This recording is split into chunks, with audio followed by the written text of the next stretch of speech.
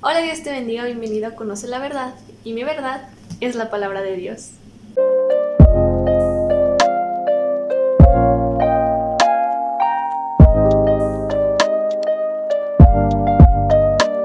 Normalmente cuando llega Semana Santa, las personas creyentes comienzan a hablar sobre el sacrificio de Jesús, sobre la cruz, que es el mayor acto de amor y que gracias a ello nuestros pecados fueron perdonados. Pero ¿cómo puede ser posible que la muerte de Jesús pueda traernos perdón? Bueno, comenzando este tema, primeramente tenemos que tener en cuenta que cuando abrimos nuestra Biblia, cuando comenzamos a leerla, está dividida en dos partes, en el Antiguo Testamento o el Antiguo Pacto, y el Nuevo Testamento, el Nuevo Pacto, ya a partir de que Jesús vino a la tierra. El Antiguo Testamento se vivía por ley, era el pacto de la ley. Era una ley, literalmente una ley, por ejemplo, los 10 mandamientos, aunque en realidad era una ley muy larga. Comenzó con los 10 mandamientos, pero a raíz de los pecados del pueblo se fue haciendo más y más larga. Ahora nosotros podemos, por ejemplo, cerrar nuestros ojos, podemos orar y hablar con Dios. O a veces no sé si han escuchado cuando están en alguna alabanza o alguien está ministrando así y que comienza a decir como, Señor, tu presencia está en este lugar, o algo así. Pues en el Antiguo Testamento eso no podía ser. Solo las personas que Dios como elegía para hablarles directamente, así como lo fue con Moisés. Pero en general, así todo el pueblo, todas las personas, cualquier persona no podía acercarse a Dios. Entonces ya como que conociendo un poquito más, vayamos a buscar en la Biblia sobre este tema. Ok, vayamos a Hebreos 9, 19 al 22. Dice: Después de promulgar todos los mandamientos de la ley a todo el pueblo, Moisés tomó la sangre de los becerros junto con agua, lana escarlata y ramas de hisopo, y roció el libro de la ley y a todo el pueblo, diciendo: Esta es la sangre del pacto que Dios ha mandado que ustedes cumplan. De la misma manera, roció con sangre el tabernáculo y todos los objetos que se usaban en el culto. De hecho, la ley exige, sabemos la ley que Dios le dio a Moisés, la ley exige que casi todo sea purificado con sangre, pues sin derramamiento de sangre no hay perdón. Entonces yo creo que con esto que ya escuchamos, que sin derramamiento de sangre no hay perdón, ahí nos vamos dando una idea. Igual, estamos leyendo Hebreos, es un libro del Antiguo Testamento, pero si queremos encontrar como que un poquito más de contexto, pues podemos ir a Éxodo, capítulo 24, pues ahí más o menos habla sobre este tema. En general, todo el libro de Éxodo es recomendable leerlo para entender un poco más. Entonces, anteriormente los versículos que leímos, nos dimos cuenta que el pacto de la ley fue sellado y fue establecido con sangre, pero no con sangre de personas, sino con sangre de animales, que eran ofrecidos como sacrificio. Pero claro, no era cualquier animal, no era como que agarras un perrito o algo así, no, eran ciertos animales. Y de hecho aquí leímos, dice en el versículo 19, tomó la sangre de los becerros. Entonces eran como animales puros, no era como que cualquier animal. Bueno, entonces hay algo que se llama tabernáculo. En aquel tiempo era como el lugar de culto y vamos a conocer un poquito sobre ello. Vayamos a leer Hebreos capítulo 9, versículo 2.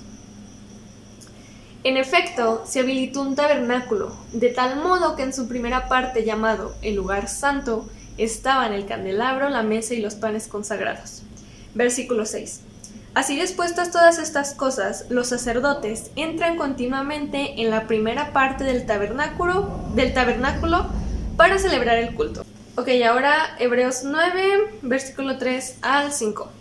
Tras la segunda cortina estaba la parte llamada el lugar santísimo, el cual tenía el altar de oro para el incienso y el arca del pacto, toda recubierta de oro. Dentro del arca había una horna de oro que contenía el maná, la vara de Aarón que había retoñado y las tablas del pacto. Encima del arca estaban los querubines de la gloria que cubrían con su sombra el lugar de la expiación. Pero ahora no se puede hablar de eso a detalle. Versículo 7. Pero en la segunda parte entra únicamente el sumo sacerdote, y solo una vez al año, provisto siempre de sangre que ofrece por sí mismo y por los pecados de ignorancia cometidos por el pueblo. Ya estábamos hablando como del tabernáculo. Y como lo leímos anteriormente, estaba dividido en dos partes. El lugar santo, donde podían reunirse los sacerdotes, normal, y el lugar santísimo, que ahí solo entraba el sumo sacerdote. El sumo sacerdote era un hombre que Dios elegía para que pudiera entrar, como aquí lo leímos, una vez al año ofreciendo sangre, o sea, ofreciendo holocaustos, ofreciendo sacrificios, el perdón de pecados, pues sus pecados y los del pueblo. Entonces aquí nos damos cuenta que desde Génesis hasta Apocalipsis la Biblia siempre apunta a Jesús, porque esos sacrificios que se hacían eran una sombra de lo que más adelante vendría.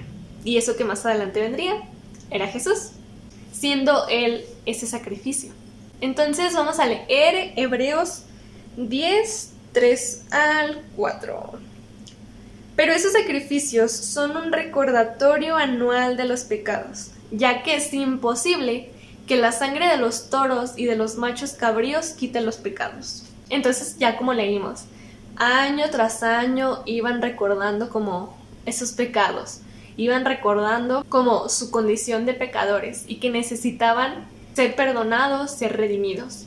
Entonces también se hacía como anualmente, porque la sangre de esos animales, a pesar de que eran animales puros, animales que Dios había destinado para sus sacrificios, su sangre no era suficiente.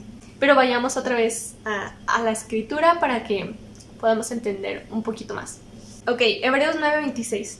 Si así fuera, Cristo habría tenido que sufrir muchas veces desde la creación del mundo. Versículo 28. También Cristo fue ofrecido en sacrificio una sola vez para quitar los pecados de muchos, y aparecerá por segunda vez, ya no para cargar con pecado alguno, sino para traer salvación a quienes lo esperan. Entonces aquí ya lo leímos. Cristo fue ese sacrificio por nuestros pecados. Como lo eran anteriormente esos animales que eran ofrecidos como sacrificio, claro, ellos eran año tras año porque no era suficiente. Pero Cristo sí es suficiente y su sacrificio fue suficiente.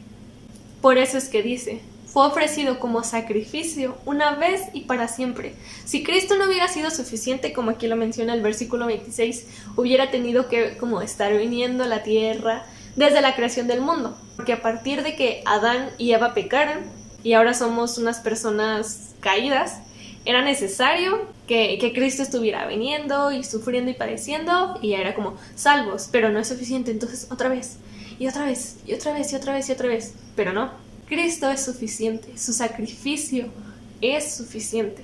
Ok, vayamos a Mateo 27:51, que dice, en ese momento la cortina del santuario del templo se rasgó en dos, de arriba abajo, la tierra tembló y se partieron las rocas.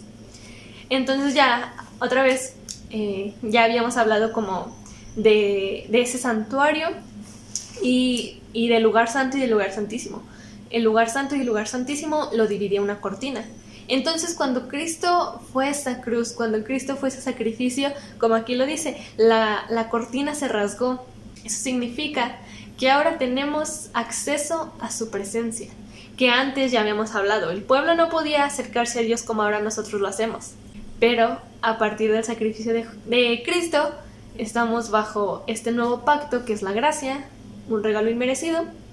El regalo inmerecido fue su sacrificio, su salvación, y ahora tenemos acceso a Dios, a su presencia. Por eso es que podemos ahora como que cerrar nuestros ojos, orar, hablar con Él, buscarle. Entonces ya entendiendo como que todo esto, nos damos cuenta que el Antiguo Testamento es necesario para entender el sacrificio de Cristo. Que desde el inicio, desde Génesis, siempre todo apunta hacia Jesús. Que la Biblia, cuando la leemos, apunta a Jesús y no a nosotros, porque la Biblia trata de Él y no de nosotros. Si leemos un poquito de Génesis, nos damos cuenta que el hombre fue creado para estar en la presencia de Dios, porque Adán y Eva estaban con Dios, pero a partir de su desobediencia fueron expulsados del jardín, porque Dios no puede estar donde hay pecado.